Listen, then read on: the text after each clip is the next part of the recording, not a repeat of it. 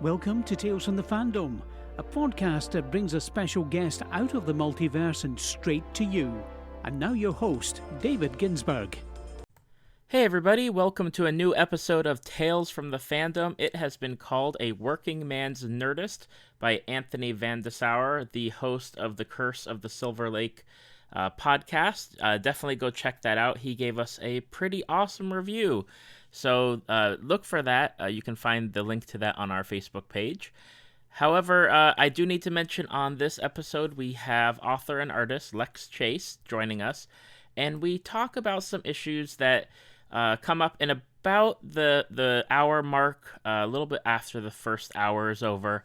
And I just wanted to put a warning out there that we do talk about mental health, bipolar disorder, potential suicide, and cutting. So if any of those are things that you might not want to listen about, or are things that are potentially just red flags for you, I'd say listen to about the hour mark.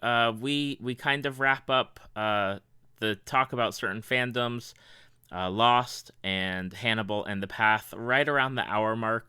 And then the rest of the show is about her work as an author and artist, but also her work as a mental health blogger based on her experience. So I just wanted to put fair warning out there for anyone that's listening that these topics do come up and they are talked about quite frankly.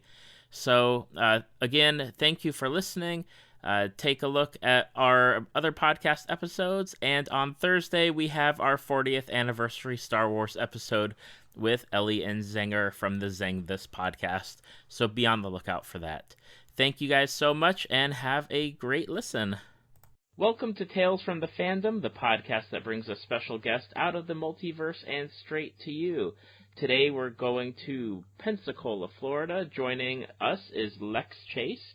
She is a pop culture diva. Her DVR is constantly backlogged. She has intense emotions about Hannibal's Hanagram ship, and she unapologetically loved the ending of Lost, so if you don't agree with her, well, that's going to be a possible problem. She wouldn't last 5 minutes without technology in the event of the apocalypse, and she has nightmares about refusing to leave her cats behind. So I'm hoping that in the next little bit we don't have an apocalypse, because then we're going to have issues on our hands. Welcome to the podcast, Lex. Hello, glad to be here. Thank you for joining me. We go back a long time, probably about 15 or 16 years at this point. 16, 17, thereabouts. Yeah.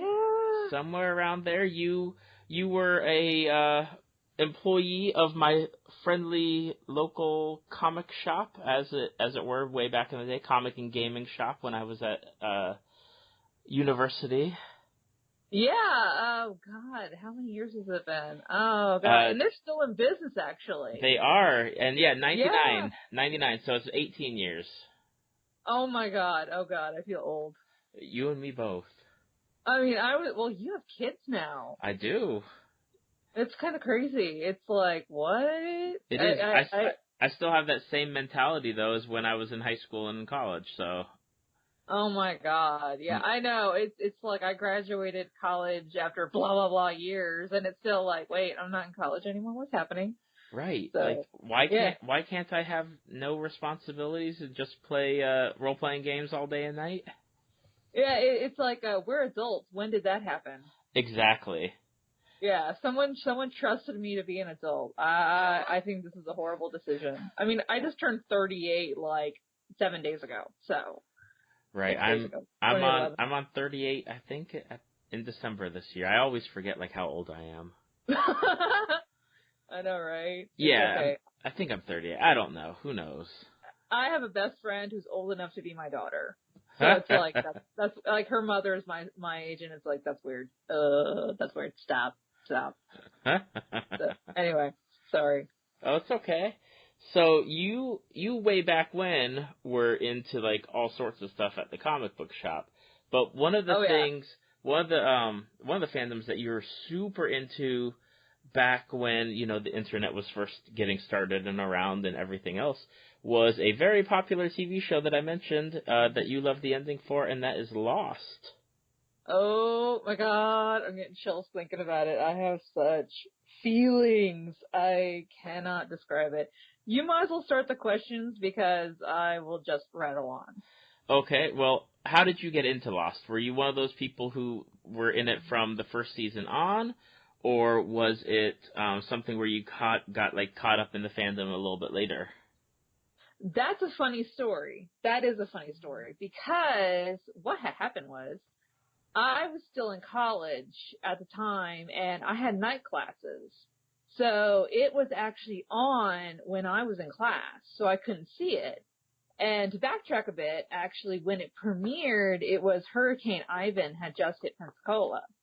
And it was about maybe a week or so later, because we were the first people to get power back in town. And then about a week or so later, television came back on. Like, we got cable. And Lost premiered actually when the cable was still fuzzy and you couldn't see anything. So we were trying to watch it, but the cable was fuzzy and it was so dark that I couldn't follow it, so I gave it up. So class started back up again, and I kind of just let it pass me by because, like I said, I was in night classes. And a friend of mine online was like, no, you need to see this. You need to see this show. And I was like, no, whatever. And they're like, no, you need to see the show. So it was up to episode 9, I think, of season 1. It was up to episode 9. And I said, oh, okay, fine. I'll finally watch this thing.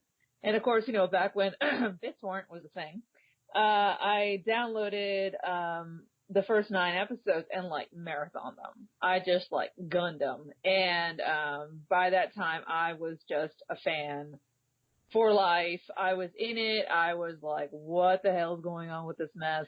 And yeah, it was like, what is this crazy thing going on? And this is before the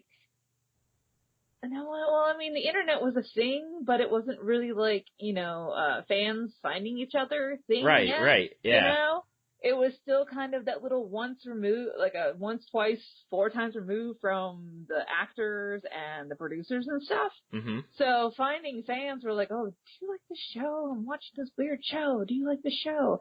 And so I would start watching that, and the funny thing is I would actually skip that class I was going to. At night.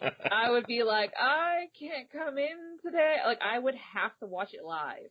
I would have to watch it when it was running, and then I would download the episode, and then I would go frame by frame to find clues, and I was in the theory boards, and then said friend was, we heard somewhere through a second-hand source of this one girl was shipping Sawyer and Saeed together.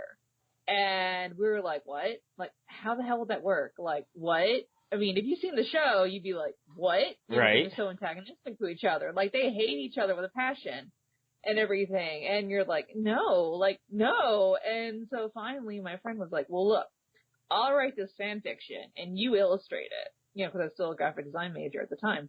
And I'm like, yeah, whatever. Sure. You do your thing. Yeah, you do that. So there I am at class that one night, and she wrote it and emailed it to me. And there I am on my workstation in my graphic design class. I think I was taking typography at the time. And she emails it to me, and of course I'm in the back of the room, discreetly reading it while the lecturing it. And after my brain ended up frying because there's smut in it and everything, and I was like, God damn it, I have to draw it now. Because, promise is a promise. Right. So for my final project, it was an electronic prepress class. For my final project, I actually did it. I did full-length comic. I even did the sex scene in it. And it was not only was my first full-length comic, it was my first full-length, actually drawing a sex scene graphically, mm-hmm. which was oh my God. And so I finished it. Of course, I have to do a presentation on it. So there I am, in front of my class, going through it page by page, and standing up there and lecturing about why this is important and why showing same-sex relationships in media is important, which it is. At the time it was, and mm-hmm. it still is. And so I did it, and my teacher is like, and everything, and I'm like, I'm trying not to die, because I'm in Pensacola, Florida, where kind of you got to be very careful who you talk to. Right. Anyway, I do it, and then my second professor goes, well, you need to send that to the actors. I'm like, no, no, what part of no don't you understand? So, yeah, so, well, I end up doing it. I just, oh God, I want to die. And like, so I am sending a copy, like a letter to both Naveen Andrews, who plays Saeed, and Josh Holloway, who plays Sawyer. I sent them like kind of like the first 10 pages. I didn't send them the smut part. But, yeah, so I sent the first 8 or so pages, like I made a booklet, like a proof copy, right. And yeah, so I sent it out because I actually, and how I found the address was one of those, you dig through a message board of a message board of a message board, and one of the extras had scanned a call sheet from filming, like, kind of one of those, like, this is not spoiling the scene, but this is where we're going to be kind of thing. Yeah. So the address was on it, so I shipped it off and forgot all about it and kind of like, kind of trembled and, kind of like, oh my God, what have I done? And like around, I think it's like Thanksgiving, cause I sent it like May or something, but Thanksgiving rolls around. I remember Thanksgiving Day. And I get this envelope in the mail, and it has my handwriting on it, like an SASE. And I was like, what the hell is this? And I open it up, and it's an autographed picture of Josh Holloway, and he signed the comic too. Wow. So, yeah, and I have it framed on my wall, and I was kind of like, oh my, and the thing is, Josh, when he did the show, because, like, he was, like, one of those, like, unknown kind of actors, like, actually, they did an interview with him, he was gonna quit and go into real estate if he didn't get the job, which is weird because he's Josh Holloway and he's hot. It's like, do you come with the house? Kind of thing. Right. So, yeah, so he's in the show where it's like you've got, like, Matthew Fox, who was, like, known for Party of Five at the time. You've got Naveen Andrews, who's, like, an Oscar winner from The English Patient. You've got Eugene Kim, who's basically the Korean Julia Roberts. Like, you've got all these big-name people that have all been in something. And he's like, I'm just me. I'm just this guy who shoot up for this job, and I'm happy to be here and everything. Well, he ends up actually really getting into fandom and finding out all the slash fiction about his character with everybody else. So he's like really happy that fans are like, he's really down with it. Like he's just happy that fans are making fan art of him. So I sent it off. I'm thinking, okay, it's gonna be okay. It's gonna be cool. It's gonna be okay. But still, it's like that initial, kind of, oh shit. So, yeah, and then it gets worse. It gets worse. It's because, so this comic, right? It's called Mechanical Rabbits. It doesn't exist. It was kind of based on a quote from Watership Down. That's what my friend had called the fic. And so we made a LiveJournal community for it. Remember LiveJournal? Yeah. Yep. Yeah, it still exists. But we made a LiveJournal community for it. We post the pages online. And so it ends up getting a community of readers and everything and stuff like that. And, the producers of Lost found it. And, I go to school one day, not thinking anything of it, whatever, this comic is online, whatever, and I come home from class, and my dad's like, the producers of Lost want to talk to you. And I was like, what? Like, huh? You're making that up. You're just messing with me or whatever. I'm like, no, the producers called. This is their number. So I call them back, and they're like, yeah, we found your comic online. I'm thinking, oh, God, am I being sued? Cease and desist. Yeah, like, oh, my God, what the hell happened and everything? And they're like, no, we want to put you on a fan featurette. And I went, what? I was like, huh? Part 2 and everything. So, yeah, so they end up coming to town, and they interview me, a guy that did a fan music video, I think it's called Lost Scrap City or something. And then he interviewed another guy who did fandom parties, and he was a founder of the Bronze Beta, which was, I think, a Buffy the Vampire Slayer message board. Okay. Like one of the first ones out there. Or Firefly, something, but I think it was Buffy. So they interviewed all of us and everything in this, like, motel room at like a La Quinta Inn, and it was weird because the maid came by and thought we were filming a porn almost because there's cameras and stuff everywhere.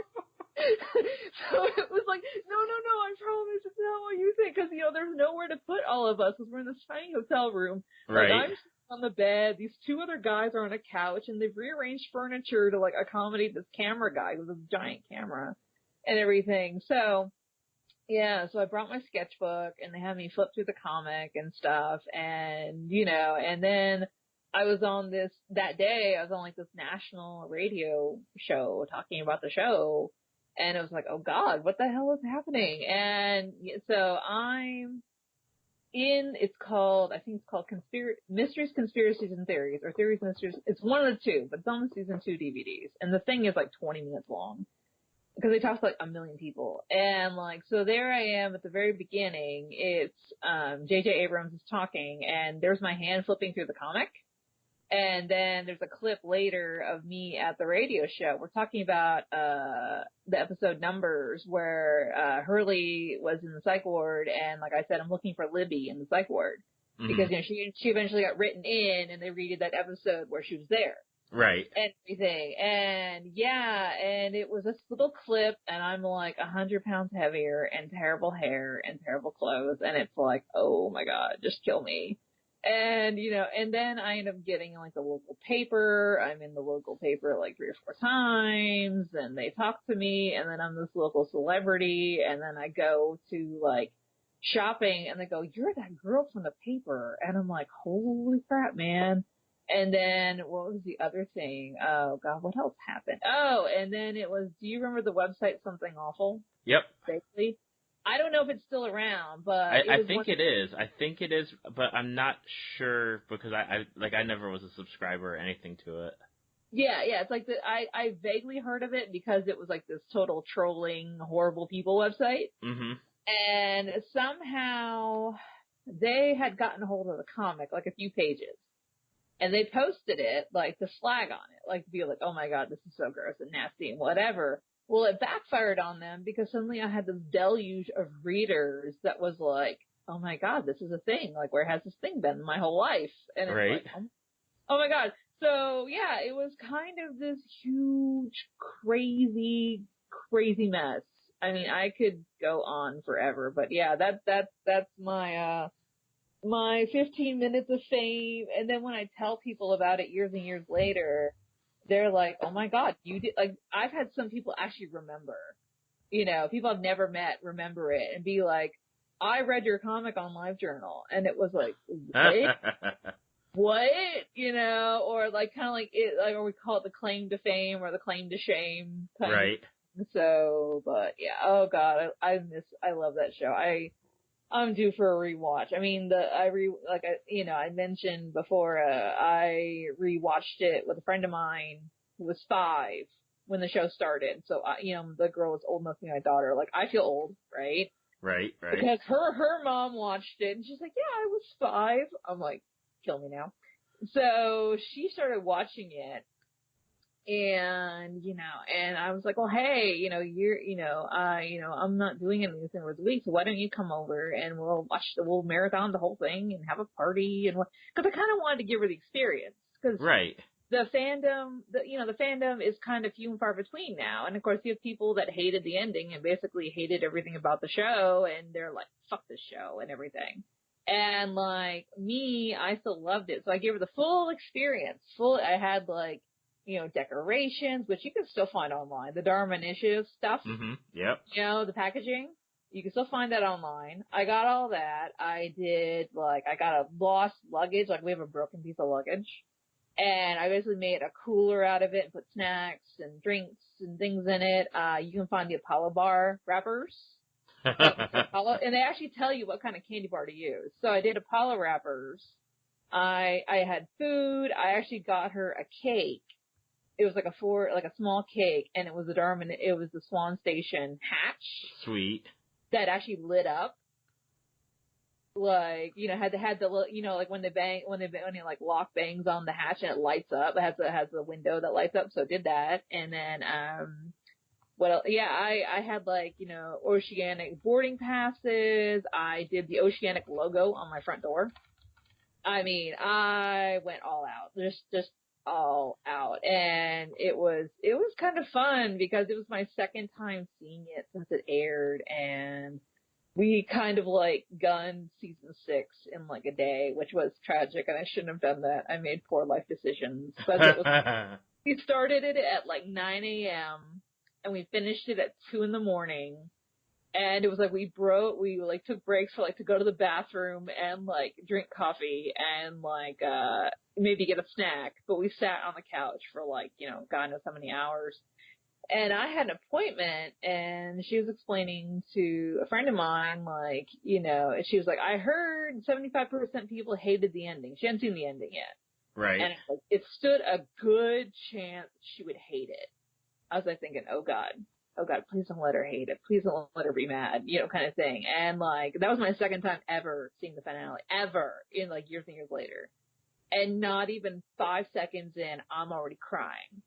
I'm already crying, and I'm thinking, oh God, see, we wouldn't look at each other. We were just staring at the TV, because I knew if I looked at her and she saw me crying, I'd cry worse. Right. So, and things, we had a box of tissues between us, and we push it over to each other silently.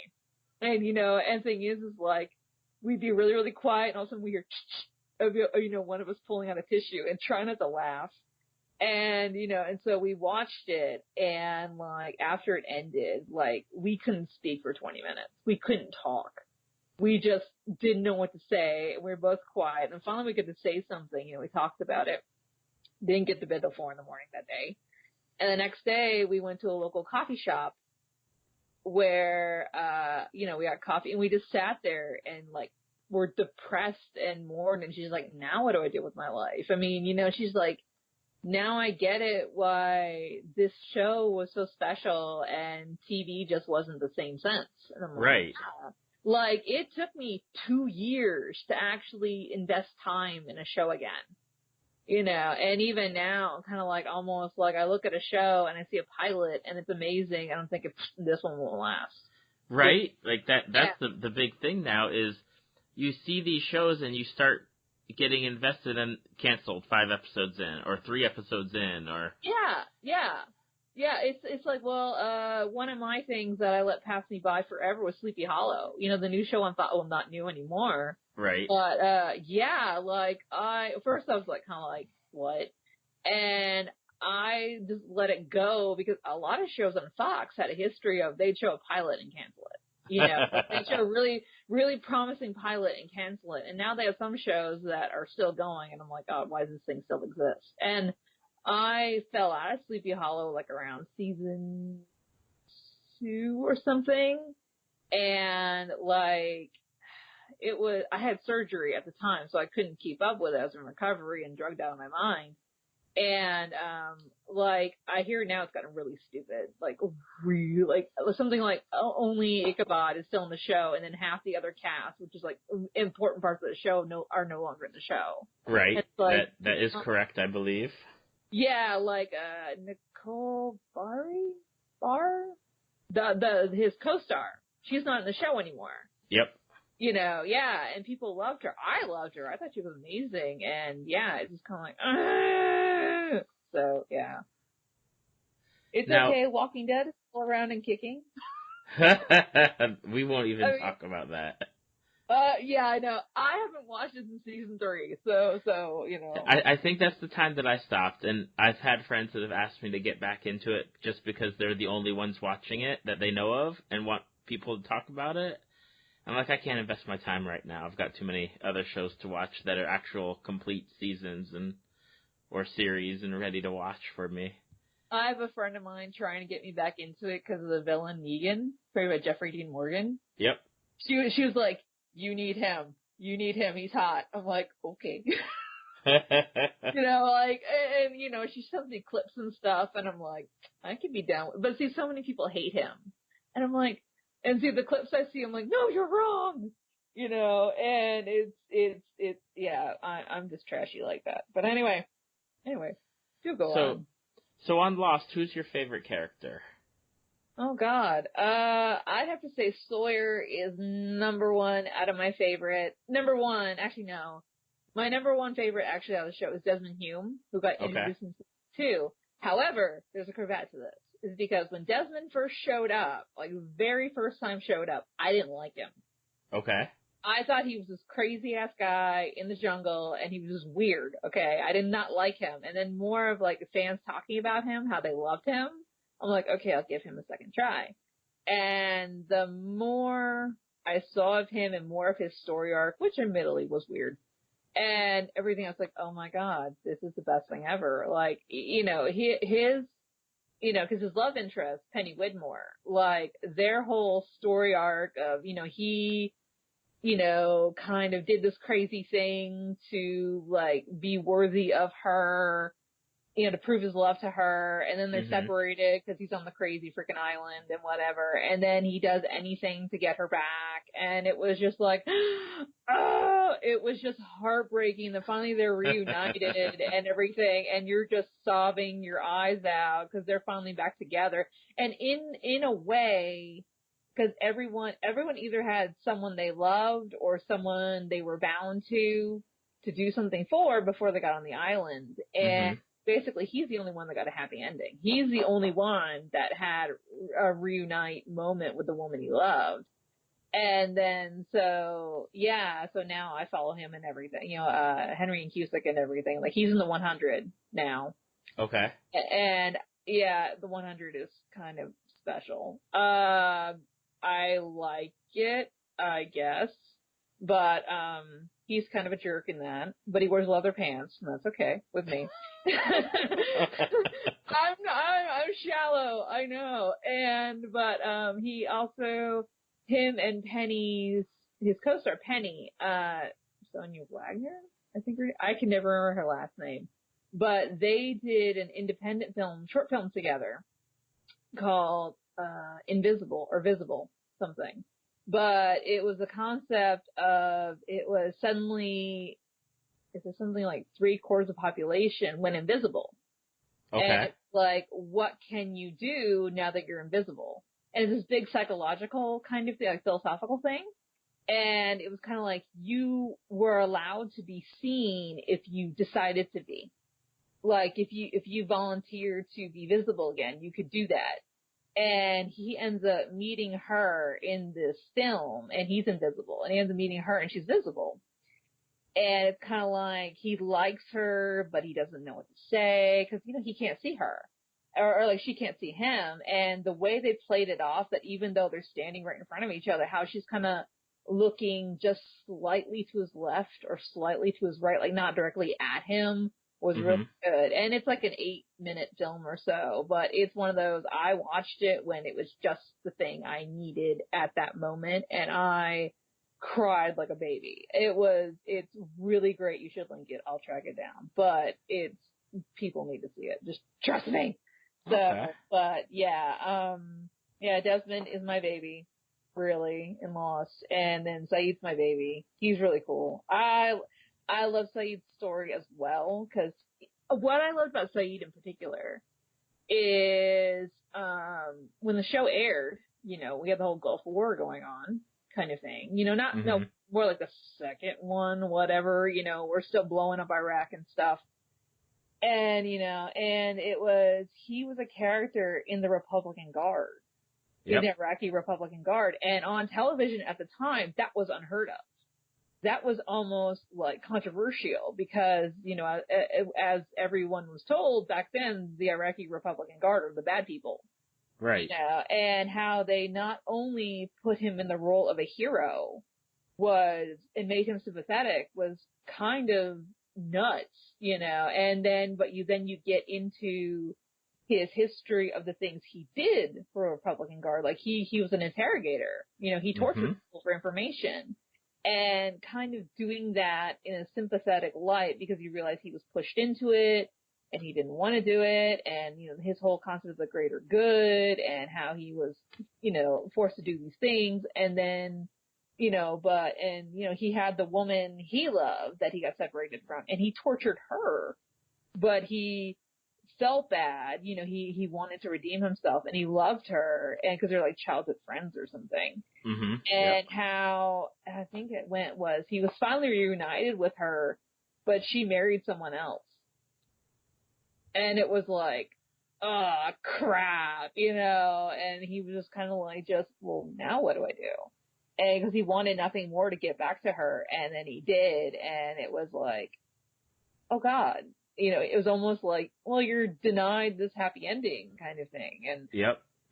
we won't talk about his love story with Shannon because no, didn't happen. Shut up. It's not. I did not like it at all. I was like, what is happening here? This, no, do not want. Yeah, of the canonical relationships that they presented, that was one of the ones that was hardest to, get or understand. Yeah, because it had happened very suddenly, and it was like, huh? Like, it was almost random, kind of like, you're on this island with me, I'm on this island with you, hey, let's do this thing. And it's like, what? And then she dies, spoiler alert, and he's like, I loved her. You're like, no, you didn't. Be quiet.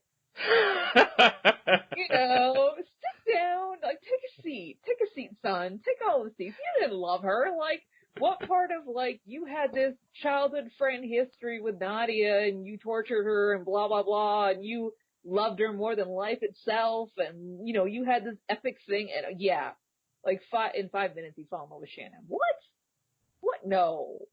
Be quiet.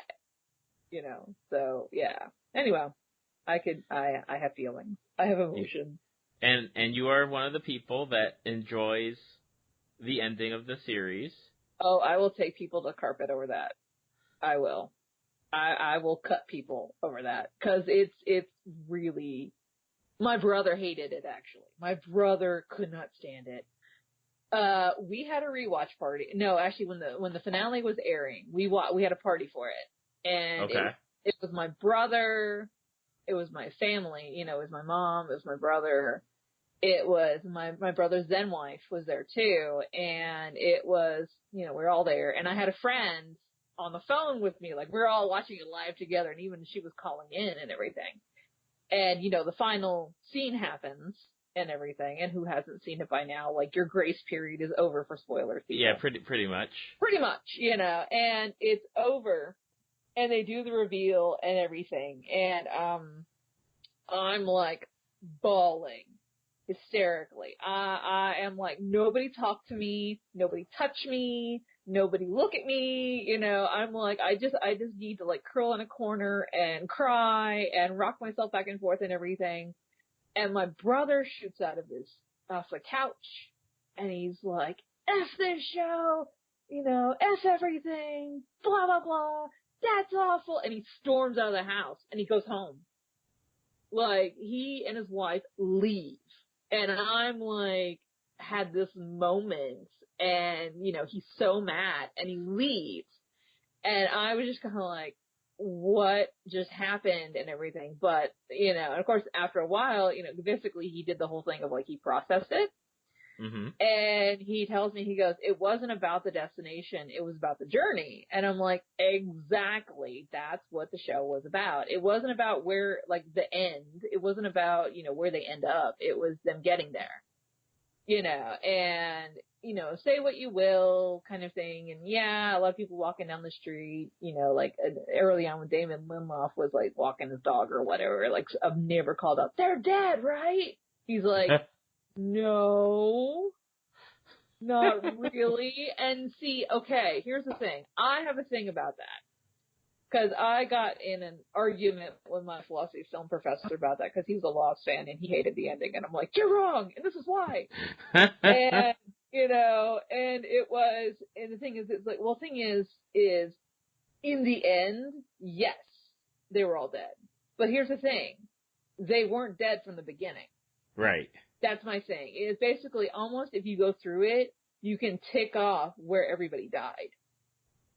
Even you could kind of tick it off where it's kind of like, in my head, my theory is Jack died first. Jack was already dead. Like as soon as the pilot, he was already a goner. Because episode 4 or something rolls around and he's hallucinating his father, who, remember, he was transporting his father's remains back to LA to bury him. And he's hallucinating his father. So that's my theory, was he was dead first. And then over time, when people got sick or injured or stuff like that, they eventually died too. So, so basically they died off one by one kind of thing. So that was my thing. That was my theory behind it. And, so basically when things got weirder and season 5 was just awful. Let's just pretend it never happened. But that was my deal because, that was my thought. It wasn't about, where they ended up. It was about getting there. It was about going on this journey with these characters and everything. The part that gets me every time, I'm getting chills thinking about it. The part that gets me every time is they're at the church and everybody's going in and Hurley's outside and Ben is there. Ben was my baby. I loved him too. And, Hurley's like, everybody's inside. You should come in with us. And he's like, no, I have to stay out here for a while. And I was like, oh my God, because it symbolized that Ben wasn't ready to move on yet, or Ben still had work to do before he could go. And and that final bit, that final little scene, that last 2 seconds where Jack's father, Christian, opens the church doors and the light floods in, right? I'm like a goner and everything, and so I still can't see screen caps of that scene without losing it. I can't do it. I can't. I'm so thankful there are no internet memes about it because I'd be like, I'm gonna kill you. Just too soon, man. Too soon. That's funny. I'm terrible. I know, it's awful. The only show that I've had a really bad reaction to as far as the ending goes was How I Met Your Mother. I have never watched that show, but I heard about it. I heard, my friend May watched it and she was so furious. Yeah, it was ridiculous. I won't even go into it because it's not worth my time. Yeah. Now let's move away from Lost to something that is a more recent show, because everyone can watch Lost and then, tell you or me how bad or wrong we are about whether we enjoy it or not. They're wrong. They're done. They're just automatically done. They're wrong. But one of the ones that you're into now is Hannibal. OMG. Which, that was a shock that they were even making a Hannibal TV series. When I heard about it, I was like, they've kind of done that, a few movies, it's not something that I would think would be a good TV show, but okay. So what is it about Hannibal that gets you into that show? Is it characters, story, the plot, the cinematography? It's a bit of everything. It's it's weird because it was on, what was it on, NBC? Whereas that was another one that had a history of showing a pilot and then canceling it, right? Yep. Yeah, and the Blacklist still exists and has a spinoff. Fancy that.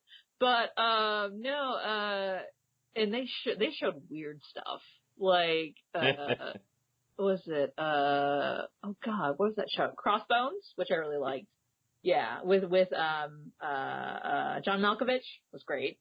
But I liked it. It was weird. But no, Hannibal was another one that I was kind of like, what? Hannibal Lecter? What? And like I said, I got into it after it was over, after it was done.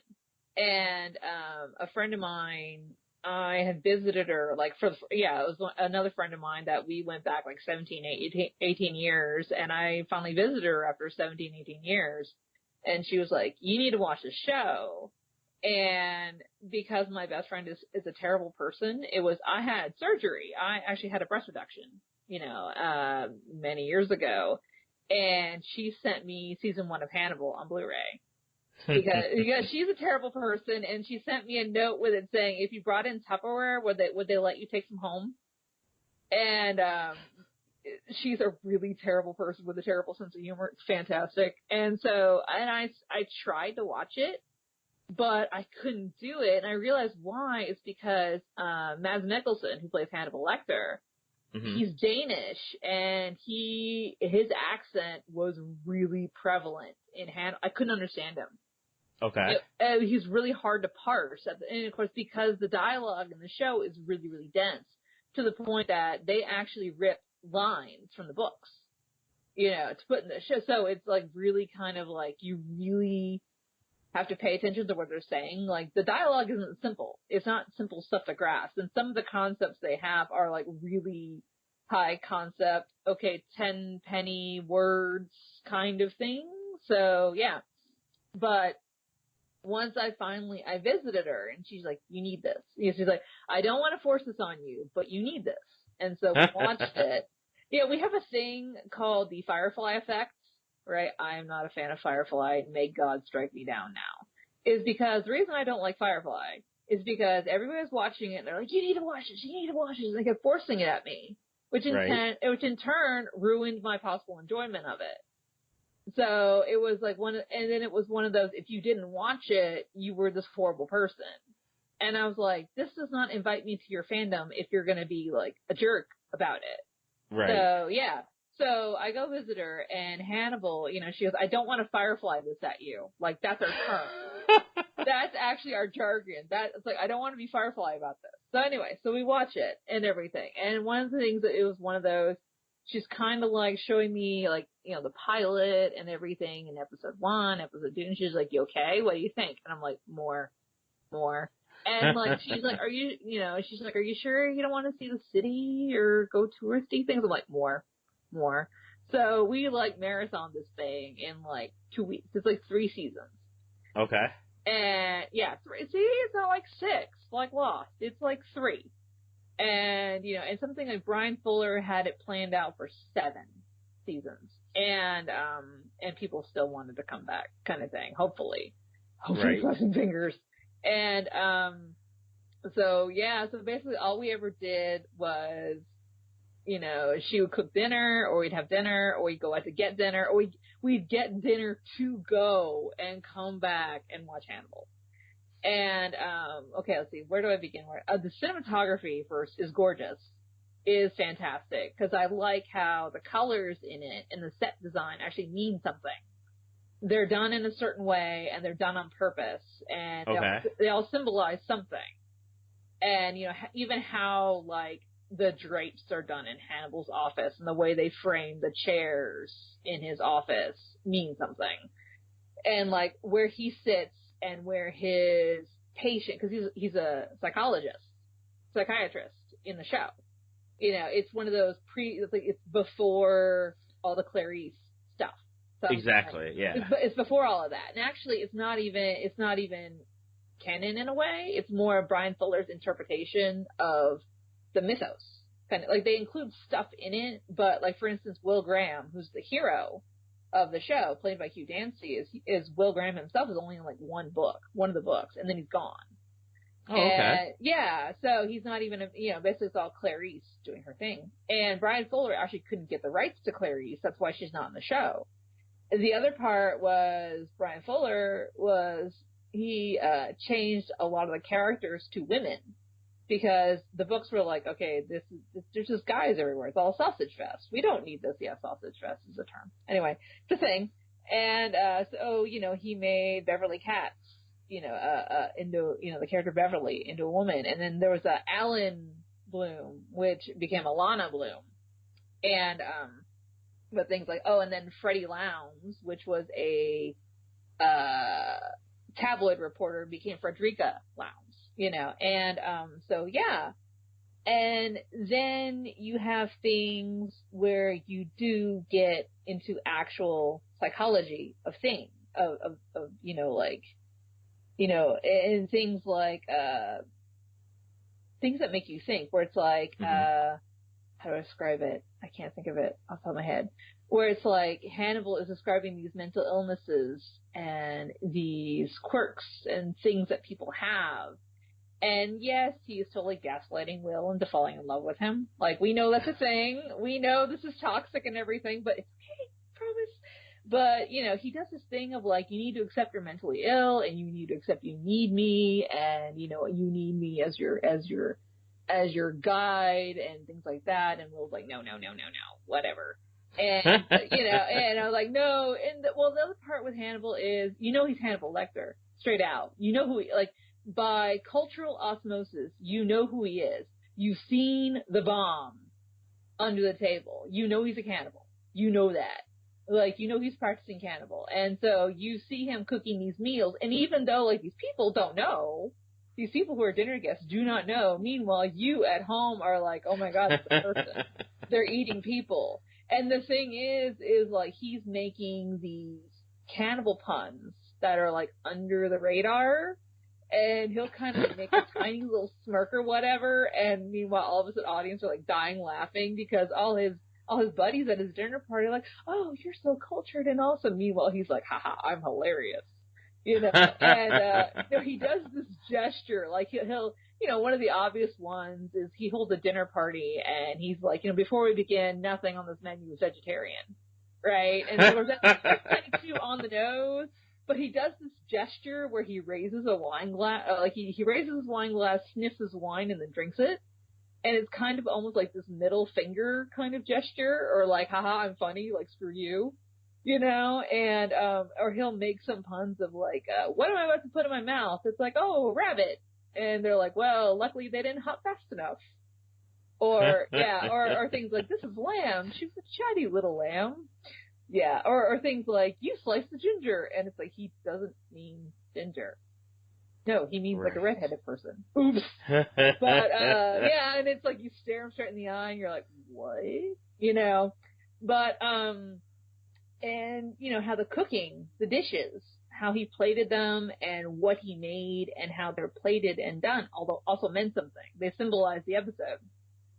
And, you know, and they had a girl, Janice Poon, who was the, food designer of the show. She's also a graphic novel artist as well.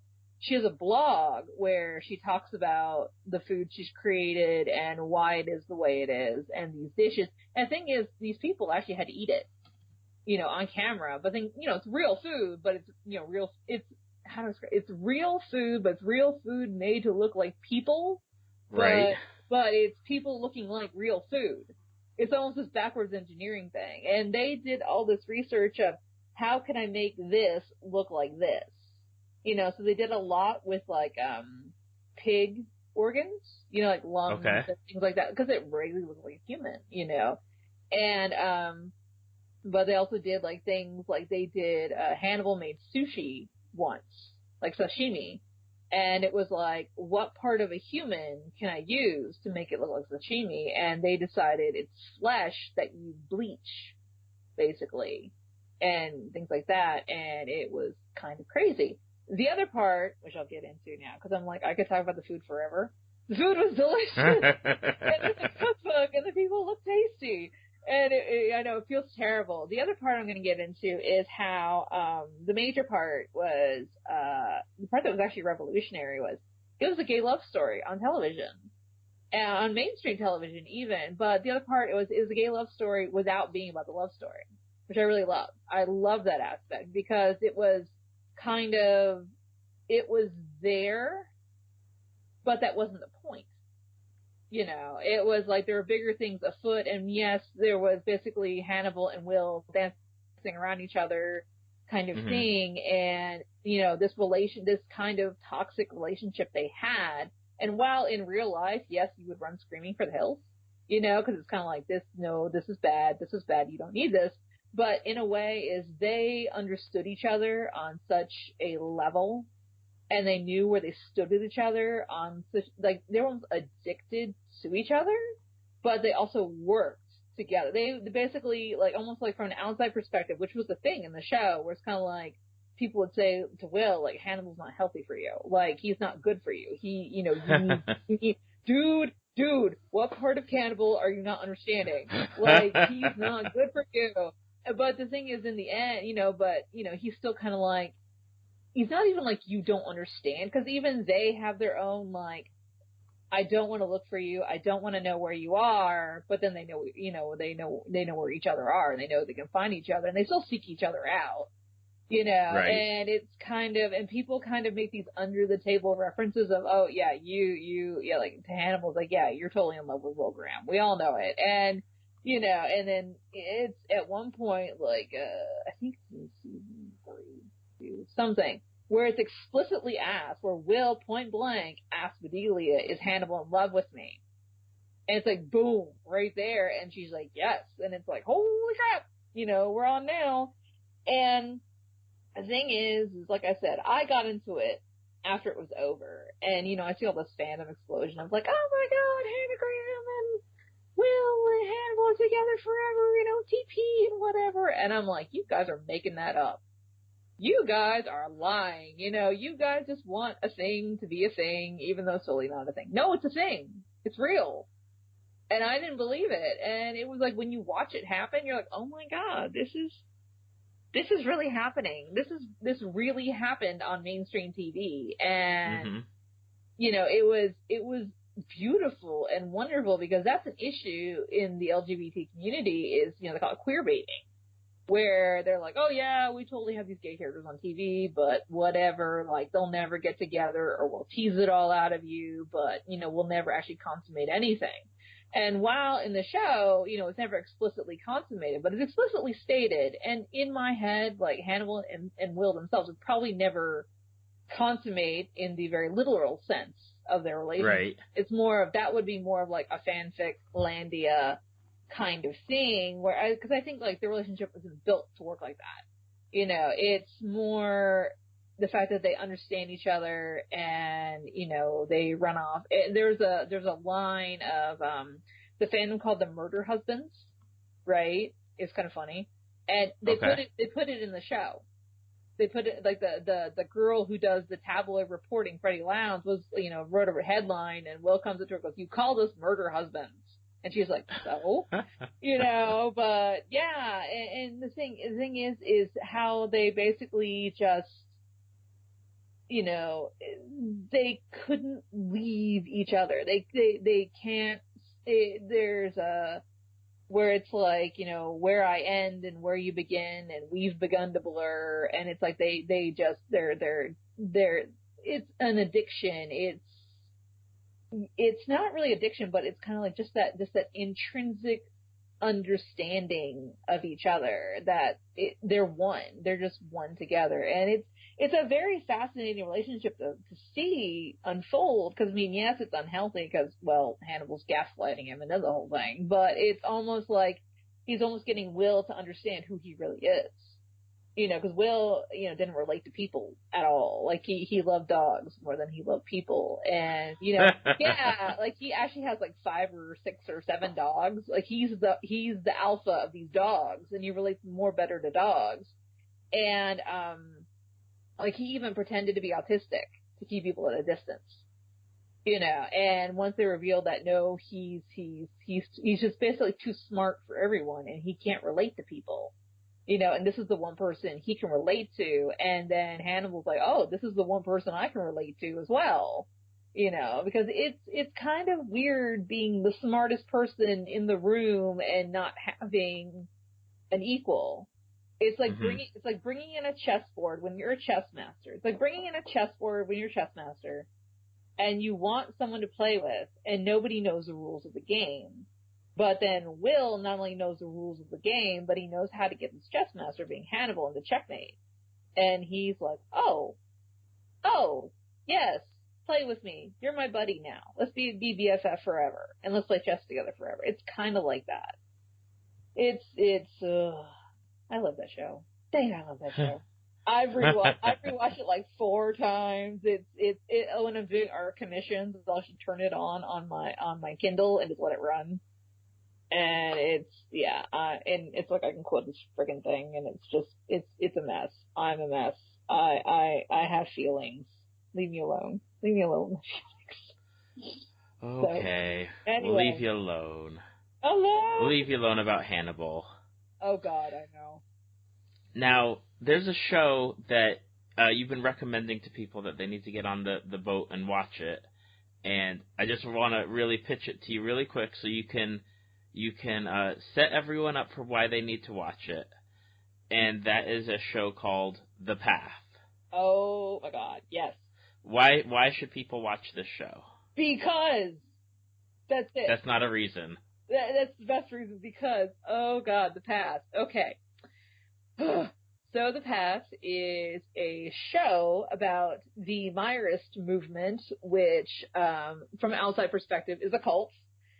And, but in a way, the show is told from the perspective of the cult, of the Myers. And this is just their way of life, and this is the way they get on with things. And it's weird in a way that you kind of expected it to be this spooky, ooky, weird, culty, Jonestown-y kind of thing. Only these people are really good people, and they're really decent people, and they just live differently than we do. And, but, they're all like vegetarians, and they praise the light, and, they don't go out of their way to hurt people, and they actually help a lot of people in the community. But, it's interesting in that perspective. And then, you have, even the antagonist of the show, Cal Roberts, played by Hugh Dancy, who's the cult leader. He's the leader of the Myers. Even he's not really an antagonist at all. It's interesting because it's just he's trying to keep his people together, and he does some kind of shifty stuff, but it's not overtly like what we think a cult is. Like it's not like Heaven's Gate or Jonestown where like there's drugs and stuff like that. I mean, there's something like that, but it's not like getting high and having orgies or doing inappropriate things with children, kind of thing, which is awful. But no, it's not that kind of show. And, and it but then more you get into it is, yes, they've helped people in the community, but also they've more like buried these people's secrets.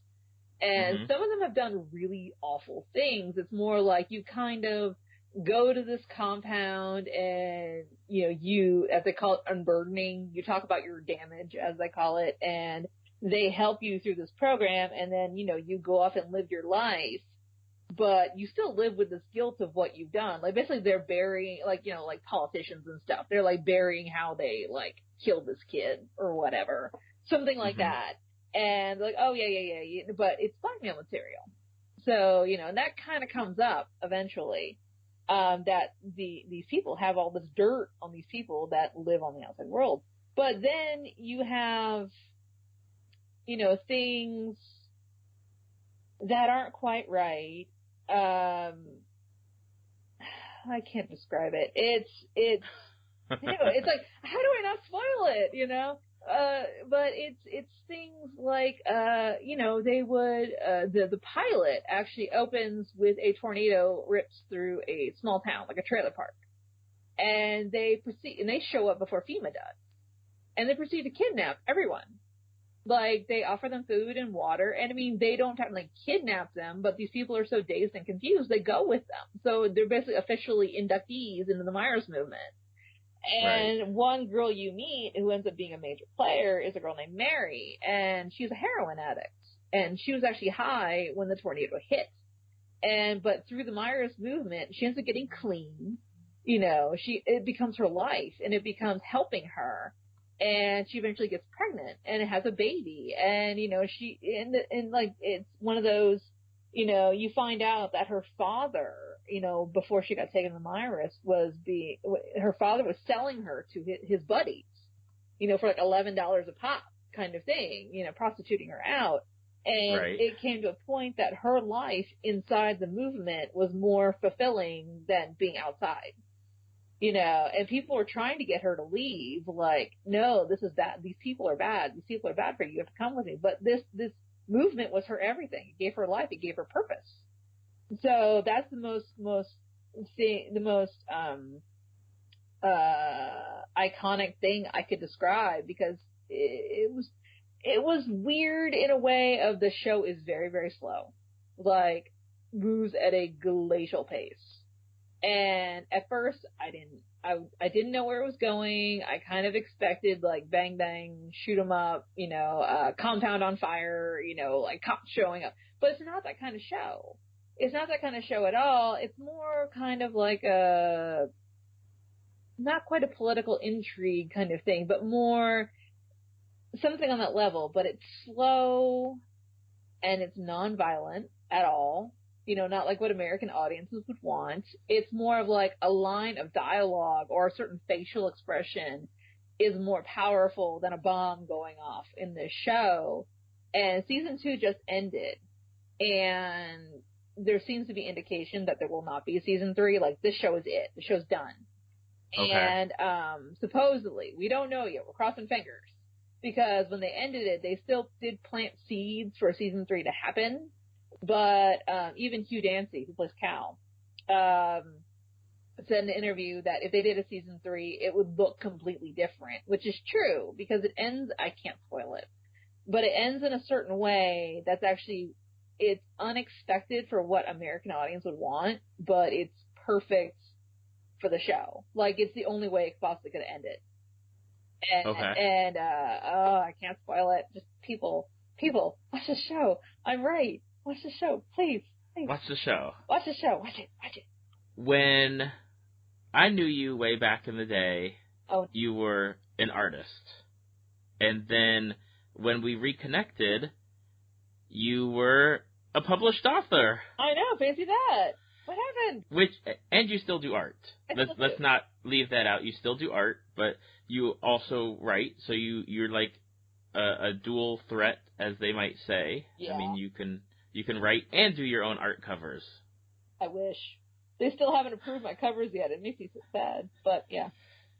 So how did you first, I guess, start transitioning, or not transitioning, but doing the writing? How did you start deciding, like, that's what you wanted to do? I know that you had a lot of stories way back in the day, or webcomics, or comics that you were working on. So how did you go from doing that to actually writing full-length, giant-sized novels? In series and massive, and yeah. It's actually kind of sort of a sad story, but let's see, I started as an artist, and I want to do comics for a living. Like, that was you knew me when, that was my dream. That was my thing. Right. I was going to do that above all else. I got a graphic design degree, I got an AA, and then I went on to get my BFA. I went to Savannah College of Art and Design in Atlanta, which was, like one of the best schools around. And yeah, I got the student debt to prove it. Anyhow, so I went there, and I was there, and I ended up having a mental breakdown, like completely mental. I had 3 classes to go, and I snapped because the stress of school eventually got to me. And, and a lot of people, I know a lot of SCAD students that did graduate, and love the school, but also, depending on who you talk to, had a very different experience of the school. Mm-hmm. It was, particularly in my major, which was sequential art, there was something like 37 of us, and only 5 of us graduated, and only 1 went pro, and then her book ended up getting canceled. So, take your pick. So, it's a very brutal school. For people that go through it and actually had a pleasant experience, I admire them. I particularly did not. And it's sad because I still kind of love it and I still kind of hate it at the same time, because when I left, I actually gave up drawing completely. Like, it made me hate drawing. It made me hate it. It made me feel terrible, and it made me hate it. Like my Wacom tablet, which I still have and it's plugged in right now, is like over 12 years old, and it had a layer of dust on it before I took it off the shelf again. And so how I got to writing was, I came home, I started therapy, and changed my medication around and everything. And it was one of those, I needed to do something. And I was always a writer, and, I was always telling stories and making up things and, and creating characters for these worlds and stuff. And the thing I noticed in SCAD was a lot of my classmates, they were not writers initially. Like, they had story ideas, but they couldn't make them work. And they wanted to basically be attached to a writer and have them write their story and them illustrate it. I was like, why would you want to do that? Wouldn't you want to do it all? Wouldn't you want the whole thing? And I guess that's not how that works. And I was very shocked. And so I come home, and it was for a year while I was kind of getting my footing again, and my life basically hit the reset button. It was, for a year I just sit in my bedroom and stare at walls and cry. and because it was like my life no longer had meaning. And I finally started writing. And at first it was just fits and starts of kind of getting my thoughts down on paper and things like that. And but the weird thing is, well, it's dumb and kind of an obvious thing, but when Word has a live word count going, right? You know how many words you've written, right? Right. And it was like an actual measurable thing of progress. Like it actually was quantifiable. And I was like, well, if I can write this many words in a day, and if I keep writing this many words in a day, by X months, I'll have a book. I'll have a full length book. And because similarly with doing comics, it's like you spend 6 hours, you have a rough sketch. You spend 6 more hours, you have a perspective grid. You spend 3 more days, you have a pencil drawing. You spend 3 more days after that, you have the inks over it. It was one of those never ending things. Like it was a marathon. It was hard work, I mean, it still is hard work. I mean, writing is what I do is still hard work too, but it was one of those, it wasn't as immediate enough for me. It felt like when I was doing comics, I was making backwards progress instead of making forward progress. Okay. So with writing, it was like, I spend a day, I write 1,000 words, which is kind of a lot, yet not. Like, I know people who write more faster than me, but the thing is also, there's other people who can only write 250 words a day. And that's them. And that's a good thing. As long as you're putting words down, it's good. But yeah, so I started writing, and I challenged myself, and I was kind of like, okay, I'm going to write a novel just to see if I can do it. Just the point A to the point B, and just to see if I can do it. And I did it. And it was terrible. It was horrible. It was completely self-indulgent crap, not worthy lining my cat's litter box with, but I did it. And it was cool. And I was like, well, let me try and write another one like the way it should go, and like actually make one that's good. And so I did that again, and it's like, okay. So and basically over time I kind of taught myself a writing schedule, like 1,000 words a day, no matter when time of day I do it, as long as I do 1,000 words, and then 3 months I'll have a novel. And this is how this works. So I got in a regular schedule. So basically, like for 4 years, I almost trained myself to do this stuff. And before I did this, when I left Scat, I was suicidal. I mean, I told Mom, I called her, and I was like, you need to come get me, or I'm not coming home. And she drove and got me. So essentially, writing almost saved my life in a way, because writing was actually not my plan B. It was more like my plan Q, it was, so I kind of fell into it. I went back to school again, got a 3rd degree in journalism.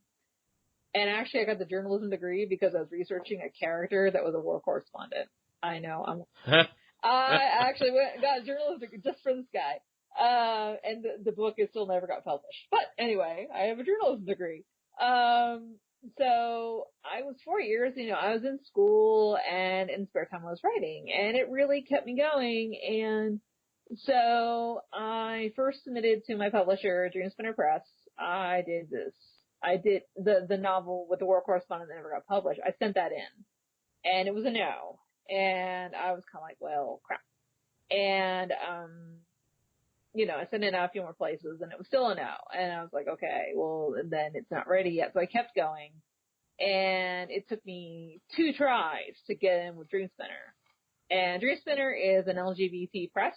They actually specifically do gay romance.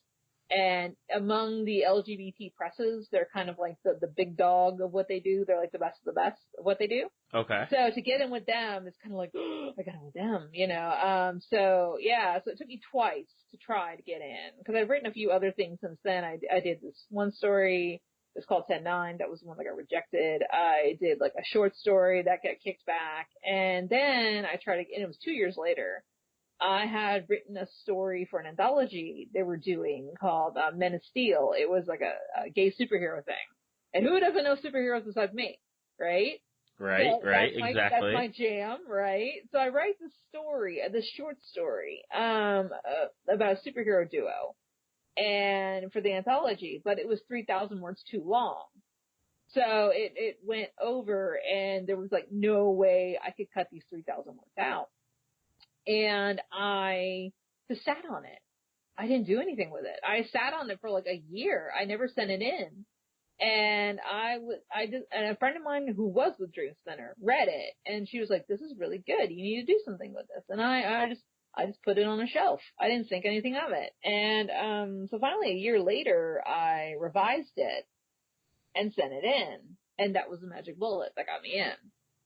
And when I first got that contract, the funny thing is, when I got the contract, it was 4 years to the day that I had left SCAD.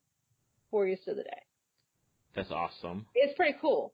It gets even better. It gets even creepier. Yeah, it's 4 years to the day. So it's kind of like that sign kind of thing. It's like you don't want to believe in signs, but that's kind of a sign. And then 4 years to the day later, it was one story I had been working on when I was a kid. It was like this crazy vampire thing. And they weren't really vampires, they were more like cannibals, right? Okay. I think you remember me working on it vaguely, maybe, but I basically kicked all the old cast out, put a completely new cast in, and rewrote the thing. And it ends up being a book called Chasing Sunrise. And it had 16 rejections on it, like so far. And I'd rewritten it, top to bottom kind of thing. I've rewritten it like 6 times. And finally I sent it in the Dream Spinner thinking, there is no way in hell they're going to take this thing. There's no way in hell.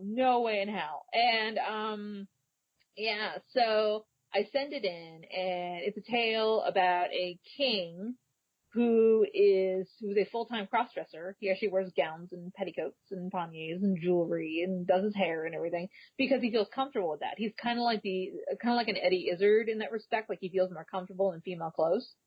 And that's kind of his thing. So he's like dainty and beautiful and things like that. But he's a king, but he's in a domestic violence relationship with his advisor. And he doesn't know how to get out of it because he's a king, and it's like he can't just leave, because his people need him.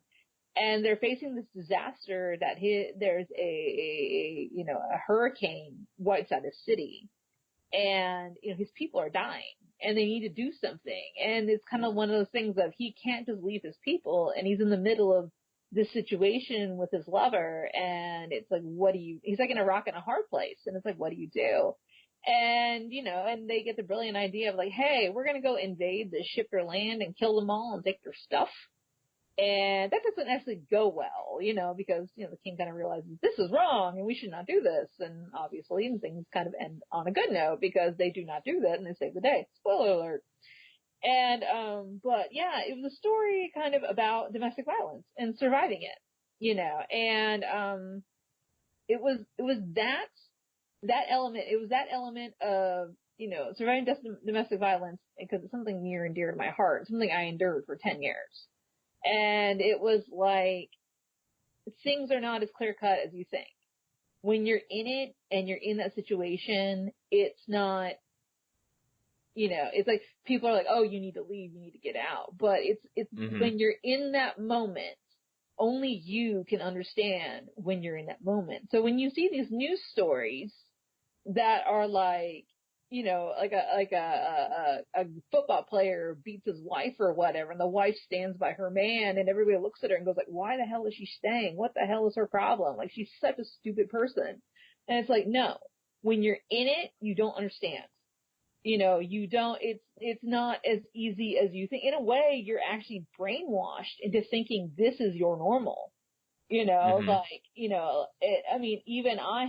in my relationship, it was like, I only felt like she loved me when she was yelling at me. So, kind of thing, or like, you believe it's your fault. Like when you leave, you're the victim, you believe it's your fault. And you never really get over that. And it almost flavors every relationship you'll have ever since. And that's kind of been my issue, is one of those, a girlfriend will say something and you'll be like, what? What do you mean by that? Because you'll have this flashback. And I mean, it's been over 10 years since I left her. but still, it's you still have, and some days it bothers you, and some days not so much. But it's in that book, and it's when I wrote it initially, because it's a weird book, and when I wrote it, I wanted to help people, and that was actually at the time that 50 Shades of Grey was a really big thing, and still is. The book is awful. And it's horrific because it glorifies abuse. It glorifies domestic violence. It's terrible. And I wrote this book kind of almost in response to that. And it was like, I wanted to help. I wanted people who've never experienced that situation to understand what it's like. And for people that are currently in it and going through it, for me to say, I see you. I know what you're doing. I know where you are, and you can get out. Kind of thing. So I submitted this book is like a nuts. Like I'd created this world when I was like 13 years old, and like I submitted this book, and 4 years later, after Pontiac's book got accepted, I got accepted, this book got accepted, and it's kind of like just one of those signs, kind of thing. Like, this is okay. This is going to be okay, and it's kind of a crazy book. I mean, there's cannibals. My vampires are cannibals. They eat people, but they, so you have that aspect. It's like, people review it like, how the hell do I describe this damn thing? And it's like, it basically at its core, it's a domestic violence story, but then you have these people that actually are like, they eat people to survive, and they humanely, if you can call it, they're not even human, but they humanely slaughter them and they cook them. And they're not like these maniacal villains that are like, ha ha ha, you're delicious, you're dinner. They farm humans. They're their cattle.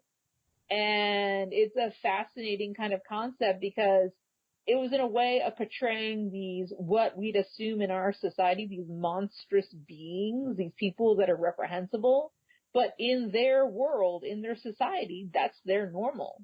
Like, they don't do it to be cruel or be villainous or hurtful or hateful.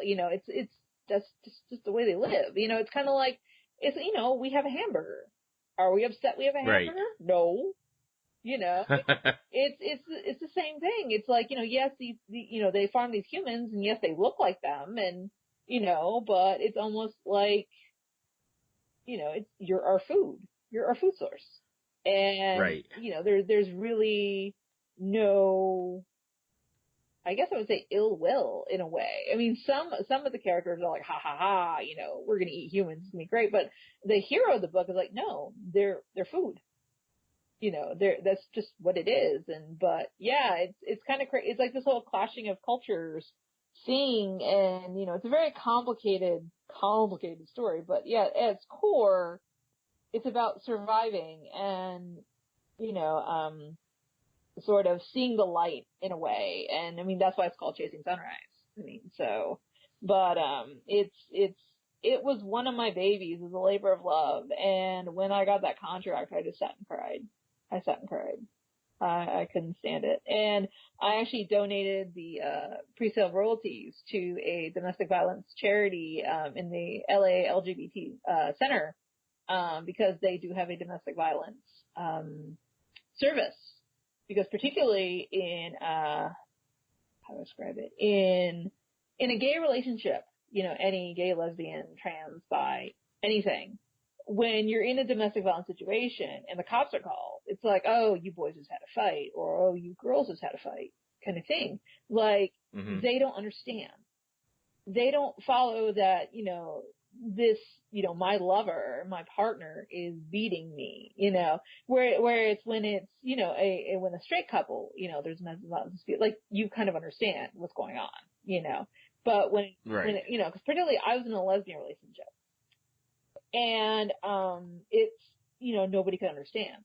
Nobody could follow. And in a way, it's worse because people don't get it, and how it's bad or even worse than a heterosexual couple because almost like they could get away with it, and it's horrific in a sense. And it's weird leaving that kind of relationship because what do you do? It's almost like, who do you trust then? And who, you stay guarded ever since, and, you freak out. You might see that person on the street, or they're in the same community you are. I mean, that's kind of the same with any ex you'd ever have, but it makes you afraid. And a lot of people don't understand that. And I really wish more people did.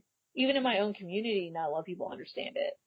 It's very complicated, because it's like one of those, you can explain it until the cow comes home, but until someone is in it, they don't get it. So, it's a thing very near and dear. Anyhow, sorry. Gotcha. I could ramble on that forever. Well, we'll get to your blog in a minute about some of that subject. I did want to bring up one of the books that I read, because when I bring on authors to talk about their books, I like to have actually read something. Yeah. And the one that I read was your first book in the trilogy of, I believe it's the Screw Up Princess and Skillful Huntsman. Yes. Do I have that right? Yes. And I read the Americana Fairy Tale. Yes. And one of my friends had asked me about it. I said, I'm reading this new book. I'm going to have her on the podcast eventually. I have to get through the book first, which I think took me a good month or two of reading, because it's a massive book. It's like over 100K. It's huge. It's huge. Yeah. And it's a totally different spin on fairy tales than what anybody would be expecting. Thank you. And I enjoyed it. It's not a book that's something where I would have normally picked it up. Right. I totally got it because I'm going to be talking to you about your books and everything else, but I enjoyed reading it.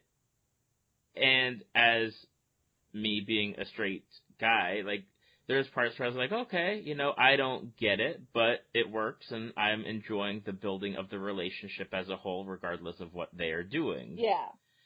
So I liked it. I liked the book. For those who don't know about the book, what would you, as a brief description, how would you describe your Americana Fairy Tale book? Okay. I'm really good at this one, actually. It is in 25 words or more. It is the story of Taylor Hatfield, who is as self-professed professional slacker, and he is a complete fuck-up. This is the way to describe it.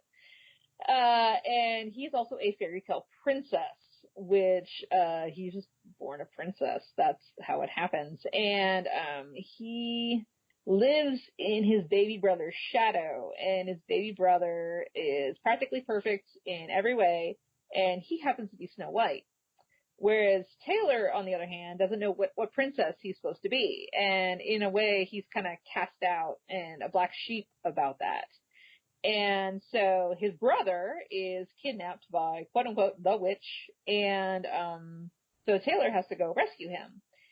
And he ends up on this kind of corkscrewing road trip through roadside Americana alongside this dirty, nasty huntsman out of New Orleans named Corentin Devereaux. And they sort of have to save the day and save his brother, but the thing is, as time goes on, is family secrets kind of emerge about the Hatfield line, and you kind of lead to wonder, does his brother really want to be rescued after all? And it's a really fun book. I really enjoyed writing it. It's one actually, there's a story about this one, is I wrote it for the very first Camp NaNoWriMo, and it was in July, it was in June. Yeah, I wrote it in June. I finished it, the original version of it, the very first proof of concept, you would say. And it was 2011 or something. And I finished it, and San Diego Comic-Con was going on in July, a couple days later. So I was keeping abreast of the news and everything. Mm-hmm. And so I finished it, and I was checking out San Diego Comic-Con news, literally, I finished it a day before. And what do they announce? Once Upon a Time. And Snow White and the Huntsman. Mm-hmm. And I was I was so mad. But the thing is, as time went on, I'm telling it about a friend of mine and everything. They're like, oh, this is so cool. You should totally do this. So I did it. And, and they basically do this, they have the, like a quest, right? The road trip quest. And, you have 7 trials, like typical heroic, mythic structure thing. 7 trials and then the villain and everything. And, so my idea was like a roadside Americana kind of thing. And so I ended up researching all of that and having a lot of fun with that. And my personal favorite, there's two scenes I really love in it is, there's Lucy the elephant in Margate, New Jersey. And, where they quote unquote battle the beast. They battle Lucy. And my other favorite that no one ever expected was the largest ball of twine is in the book. I love that part. And, I really loved kind of exploring something that we can all relate to is Taylor kind of didn't know where he fit in with the world. And he's been disowned by his parents. Like his father hates him, because he came out as gay and he was just like, get the hell out of my house. And, but he doesn't know where he stands in the world. He thinks he's a nobody and he's kind of like tossed this shell of a wall around him to kind of cope with everything. And, it's like he wants to fit in somewhere so desperately, but he keeps getting these walls slammed around him and everything, like nobody wants to talk to him. And then you meet Corentin, who he kind of meets by chance, chance. And chance, lol, in quotes, lol. But, Corentin himself has lost his faith in everything. He's just a huntsman going through the motions, like a wicked stepmother or an evil queen calls him and be like, I need you to bump off this person in Tacoma, that's getting, in the way of my marriage. And he's like, oh, okay. And he goes and does it, but he's just going, like, it's his job, being a huntsman. He's basically a serial killer and, it's his job and it's what he does.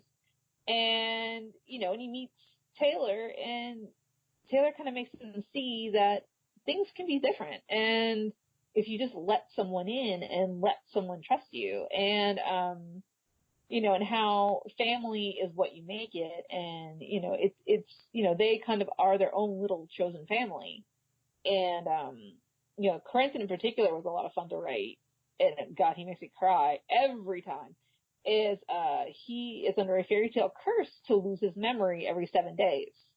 He remembers certain things like, how to drive, for instance, because it's his job. They drive through the story, but, he forgets his name, he forgets who he is, he forgets what he is, everything. And he particularly keeps a journal that's like 10 composition notebooks duct taped together with like receipts and things and credit cards and whatever, so he writes everything down. Everything. It's in a way, in the real world, it's called hypergraphia, where you are a compulsive writer. So he does that, but, and every 7 days he has to reread this journal and kind of and figure it all out again and kind of remember everything. And, it was kind of fun doing that because in a way, in a real life way, because, he loses memory is he's almost like a brain trauma patient. Like he has like short-term memory loss. And, and of course by the end of it where, him and Taylor are happily ever after, Taylor, who's this complete jerk, who doesn't really, know where he's going to go in his life. Taylor in himself has to step up and be like, well, I'm with this guy and this guy has this issue and I'm here for this. Like, he's mine and I'll take care of him no matter what. And actually through the whole book, through the whole series, because there's a second Bayou fairy tale and then a final book, Urban Fairy Tale, his Corentin's curse and trying to get it reversed is like the thread through the whole series. So it ends up being a thing and, it's one of those, Corentin even looks like magical. He has a handicap, but it's also how do you work around it? So it's a very fun, heart-rending, sobbing, because this story will break your face. It's like it'll make you laugh, and then it'll make you cry, and then it'll make you write me angry letters saying you need to pay for my therapist. So, and it's won awards, so it's an award-winning book. So it's kind of fun. So I really loved it. It was actually named Americana in was named best. It's like a top 10. It was one of the best gay books of 2015. So awesome. So it was fun. I mean, when I got that, it was like number 8 on the number 5 or number 8 on the list. And when I saw that, I was like, you know. So it's like I assume people liked it, I guess. So it's weird. And one of the things that we wanted to talk about is that you have a blog. I do. And it's about mental illness. I'm reading this off of your notes, so that way I get it correct. It's about mental illness, and it is telling your story of living with bipolar disorder. Yes, if that wasn't evident already. I post every couple of weeks because it's a blog. I usually run other stuff like guests and things. But every couple of weeks, I started partaking of writing about mental illness and my story of living bipolar disorder. And it's kind of important in a way to just open a dialogue kind of thing. Because in 2016, which was probably the crappiest year on record ever, though 2017 is gaining speed. Anyway, I lost two of my bipolar heroes in 2016. I lost Patty Duke, who originally brought bipolar visibility to the masses, where she wrote a memoir called A Brilliant Madness. And the other I lost was Carrie Fisher, as we all know. And, right. Carrie Fisher was very open about her struggles and everything. And pretty much when I lost Patty Duke, I was kind of like, it didn't really affect me as much. I mean, it affected me. It was still kind of like, well, crap, of course. It's like a newsreel. They talk about it for 5 minutes. Everybody goes, oh, that's so sad. And then they move on. And it makes me so angry. And then Carrie Fisher, died very suddenly, very tragically, horribly. And on social media, people on social media are like, oh, that's so sad, Whereas I was about a 9.5 on social media, but in my own life, I was like a 400. And like, I couldn't watch the news without crying so hard and everything. And I'm tearing up thinking about it. And it was just, they talk about it, her bipolar disorder and, her struggles with addiction and things like that. But yeah, they talked about it for a week. And they're like, oh, that's so sad. And they moved on with their lives. And they're all like, we need to do something about mental illness. And they move on with their lives. I'm like, screw that, And I basically got motivated to start writing, this series, on my blog. And, I was diagnosed at 13. And it was during that phase where the U.S. was like, that one book came out where like, we are the Prozac nation. And everyone's like, everyone's over medicated and popping pills and whatever. And I was diagnosed during that time.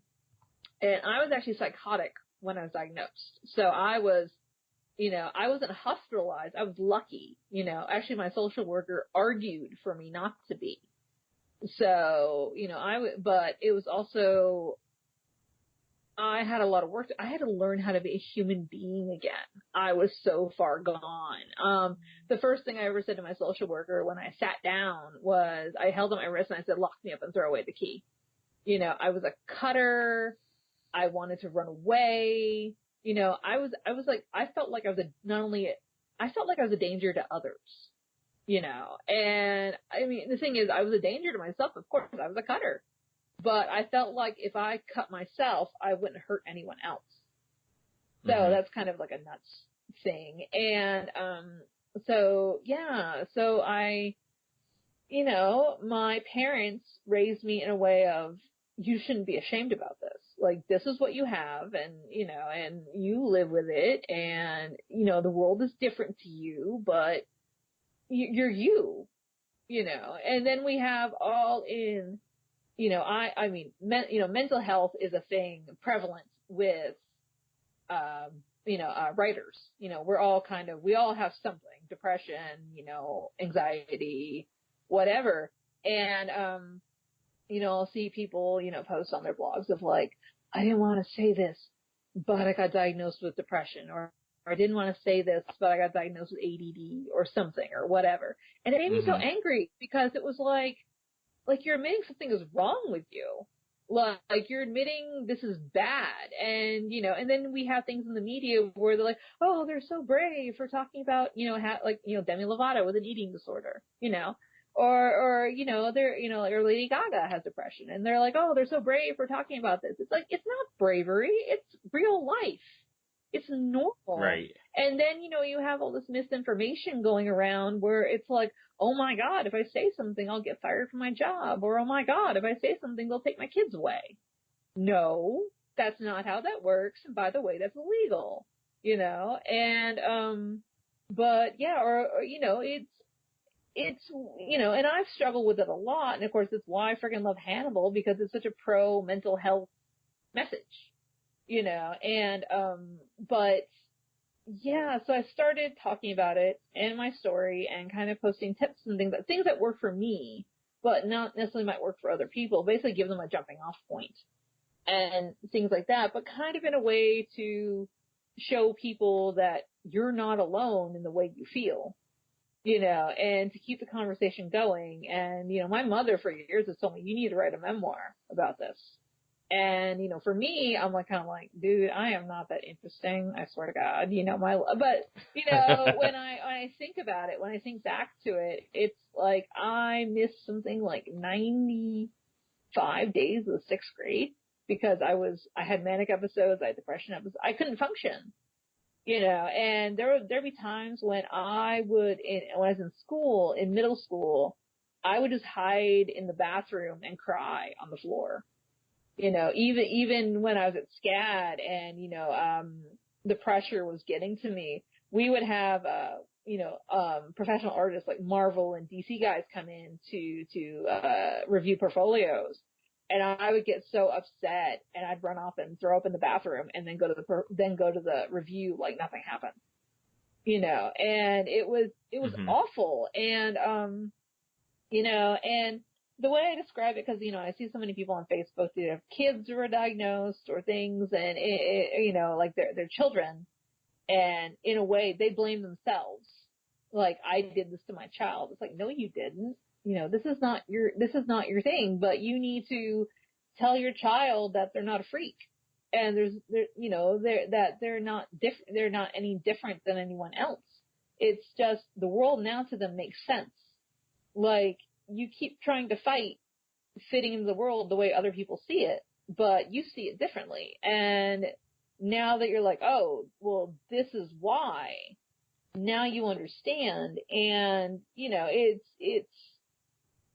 it's interesting how people just finally get it. And I'm like, you need to tell your child, or you yourself need to understand, you're not a freak. You're not a monster. But in a way you are.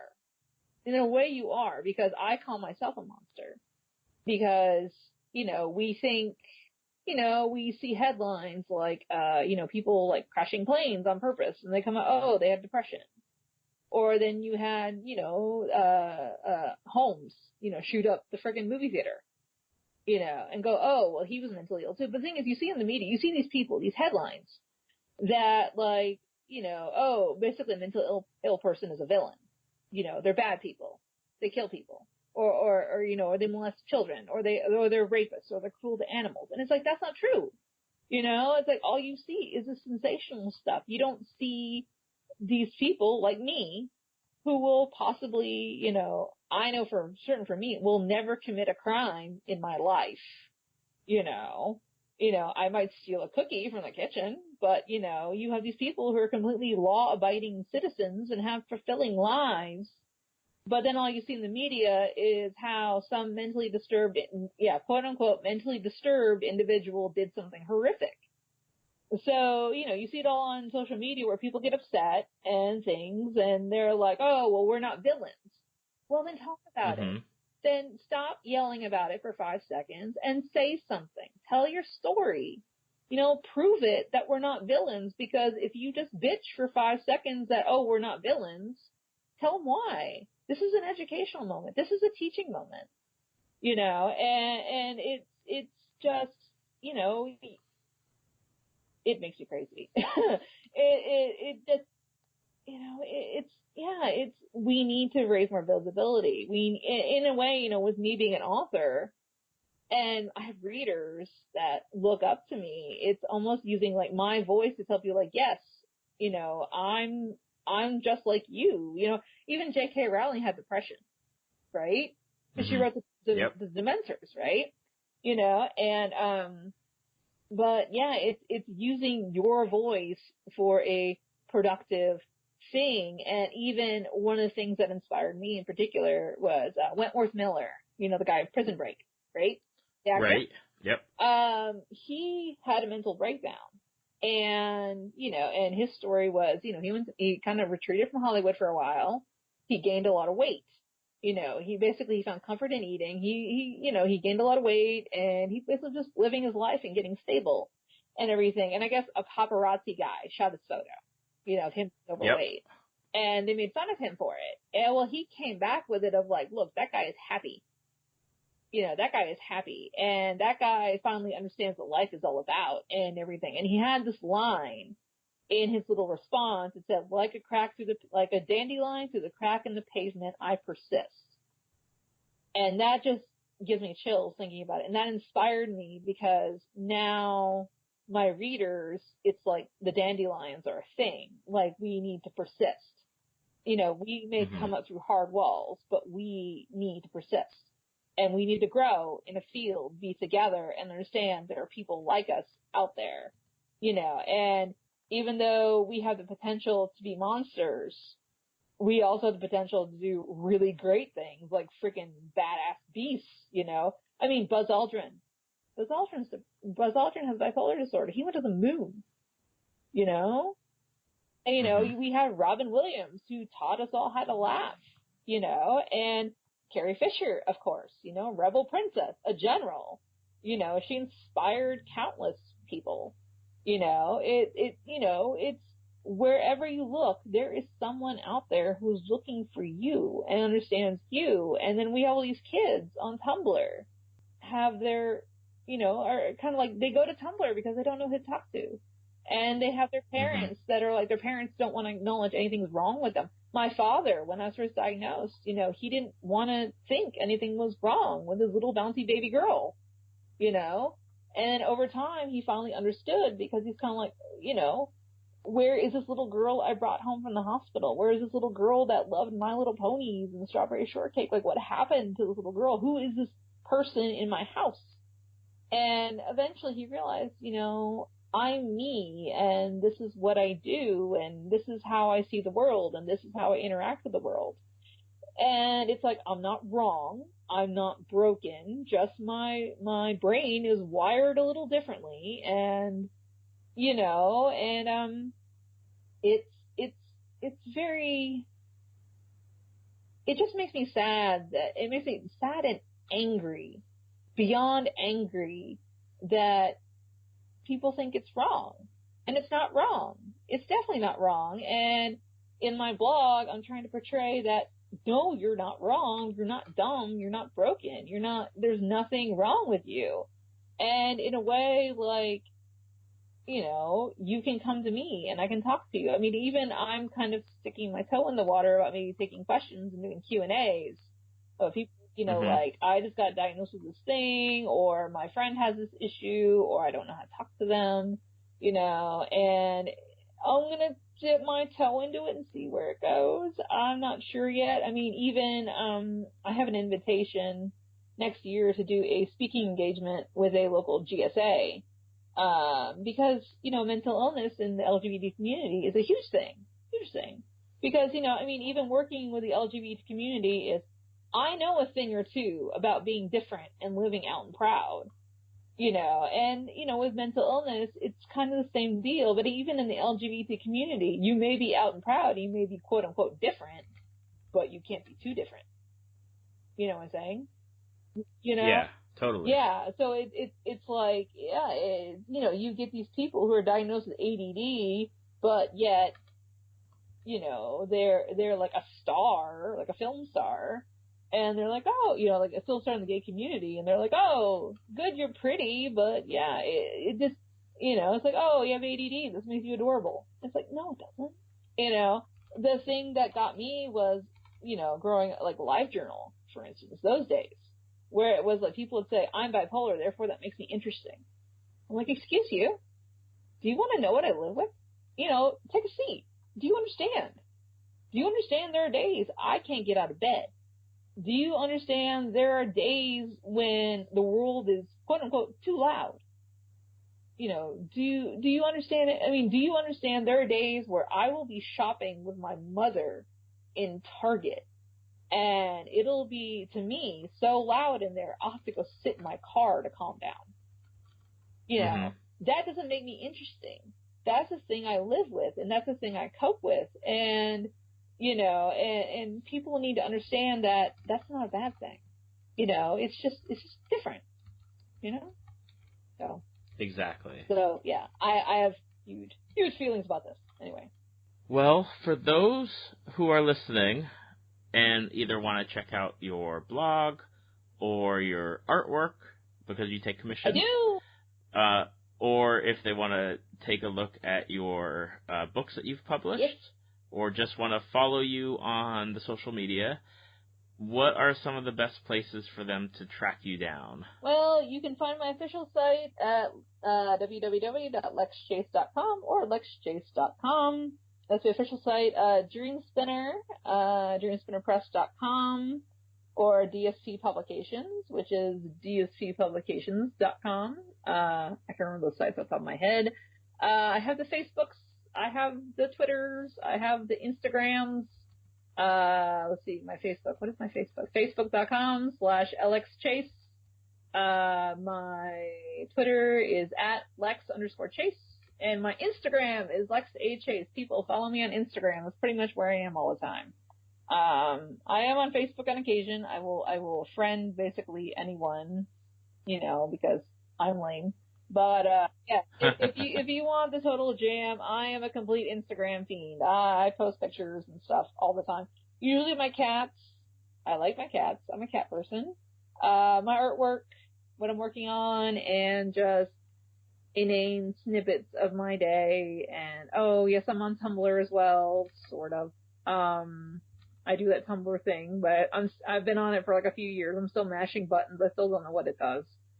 Yeah, it's all these hip kids who know how to do Tumblr. I'm like, what am I doing? I don't know. I feel like I'm out of that age bracket for Tumblr. I don't know. Even though there are people totally my age or older on Tumblr and know how to work it, I'm still kind of like, what do I do?